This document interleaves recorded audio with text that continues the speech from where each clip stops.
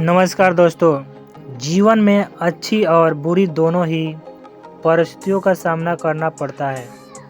दुनिया में बहुत से ऐसे लोग हैं जो दोनों ही परिस्थितियों का सामना बहुत अच्छी तरह से करते हैं। ऐसे लोग खुशियों के समय जीवन का आनंद लेते हैं और परेशानियों के समय भी जीवन का आनंद लेने के साथ ही साथ परेशानियों का तब तक डटकर सामना करते हैं जब तक परेशानियां खुद परेशान होकर भाग न जाए।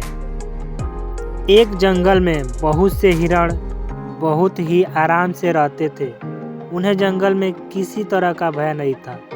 एक बार किसी दूसरे जंगल से बहुत से जंगली जानवर शिकारियों के डर की वजह से उस जंगल में आ गए।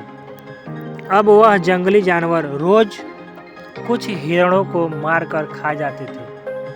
हिरणों के सामने बहुत ही बड़ी समस्या खड़ी हो गई थी। लगातार हिरणों की संख्या कम होती जा रही थी। सभी हिरण बहुत डर गए थे और अपनी अपनी जान बचाने के लिए जंगल में इधर उधर भाग रहे थे। कुछ दिनों के बाद जब हिरण उन जंगली जानवरों के आतंक से बहुत ज़्यादा परेशान हो गए, तब उन सब लोगों ने सभा का आयोजन किया। जंगल के सभी हिरण उस सभा में आए। सभी हिरण डरे हुए थे।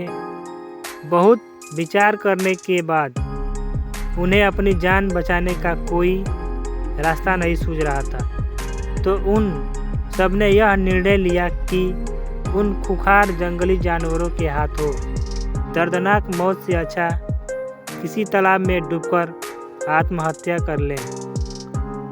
हिरण इस बात के लिए राजी हो गए और आत्महत्या के लिए एक साथ बहुत बड़े तालाब की ओर चल दिए। रास्ते में उन्हें कुछ खरगोश मिले जो बड़े आराम से इधर उधर उछल कूद कर रहे थे। जैसे ही खरगोशों ने इतने सारे हिरणों को एक साथ आते देखा तो वह जल्दी से इधर उधर छुप गए। हिरण इन सभी खरगोशों को देखकर कुछ सोचने लगे, लेकिन एक दूसरे को देखते हुए आगे बढ़ते गए। तालाब के पास पहुंचकर उन्होंने देखा कि बहुत से मेढक तालाब के आसपास धूप सेक रहे थे। जैसे ही मेढकों ने इतने ज़्यादा हिरण को एक साथ आते देखा तो तुरंत डरकर तालाब में कूद गए थे। तभी उन हिरणों में से एक समझदार और अनुभवी हिरण बोला, रुको और आत्महत्या करने का विचार छोड़ दो। आपने देखा कि खरगोश और मेढक हमसे डरते हैं। हमें देखकर वह सब अपनी जान बचाने के लिए अपनी अपनी बनाई गई सुरक्षित जगहों पर जाकर छुप गए। जब वह हमसे इतने कमज़ोर होते हुए भी आत्महत्या नहीं कर रहे हैं तो हम क्यों करें? तभी दूसरा समझदार हिरण बोला, जब खरगोश और मेढक खराब परिस्थितियों का सामना कर रहे हैं तो हम क्यों नहीं कर सकते? जैसे उन्होंने संकट आते ही उससे बचने का रास्ता खोज लिया, हम भी कोई ऐसी ही सुरक्षित जगह को खोजना पड़ेगा। सभी हिरणों ने उनकी बात मान ली और इन परिस्थितियों का सामना करने की मन में ठान ली।